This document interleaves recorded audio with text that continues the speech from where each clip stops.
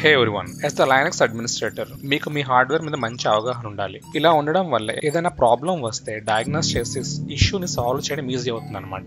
దీనికోసం మనం కొన్ని కమాండ్స్ చూద్దాం. దాంట్లో ఫస్ట్ కమాండ్ వచ్చేసి హార్డ్వేర్ ఇన్ఫో. సో ఒక పర్టికులర్ పెరిఫరల్ యొక్క డీటెయిల్స్ ని ఫైండ్ అవుట్ చేయడానికి మనం ఏంటంటే ఈ హార్డ్వేర్ ఇన్ఫో అనే కమాండ్ యూస్ చేయొచ్చు. సో చూసారా, మన సిస్టమ్ లో ఎన్ని నెట్వర్క్ ఇంటర్ఫేస్ ఉన్నాయి, వాటి యొక్క టోటల్ డీటెయిల్స్ ని మనం ఫైండ్ అవుట్ చేయొచ్చు అనమాట. ఈ హార్డ్వేర్ ఇన్ఫో అనే కమాండ్ తో ఓన్లీ నెట్వర్కే కాదు, మీరు మల్టిపుల్ పెరిఫరల్స్ యొక్క డీటెయిల్స్ ని ఫైండ్ అవుట్ చేయొచ్చు అనమాట. ఈ హార్డ్వేర్ ఇన్ఫో అనే కమాండ్ కి ఆల్టర్నేటివ్ గా డిఎంఐ డీకోడ్ అనే కమాండ్ కూడా ఉందన్నమాట. సో ఈ డిఎంఐ డీకోడ్ ని మీరు ఈవెన్ రెడ్ హ్యాట్ లో కూడా చూడొచ్చు అనమాట. సో ఈ కమాండ్ ద్వారా కూడా మనం ఏంటంటే హార్డ్వేర్ ఇన్ఫర్మేషన్ ని ఫైండ్ అవుట్ చేయొచ్చు. ప్రజెంట్ నేను ఏంటంటే నా సిస్టమ్ లోని బయోస్ ఏంటి దాన్ని ఫైండ్ అవుట్ చేయడానికి ఈ కమాండ్ యూస్ చేశాను.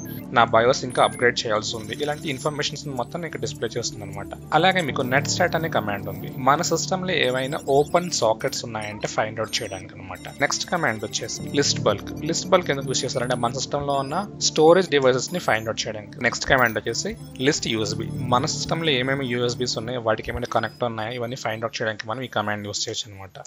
ఇలా మనకి కమాండ్స్ మీద అవగాహన ఉండడం వల్ల డయాగ్నోస్ ఈజీ అవుతుంది అనమాట.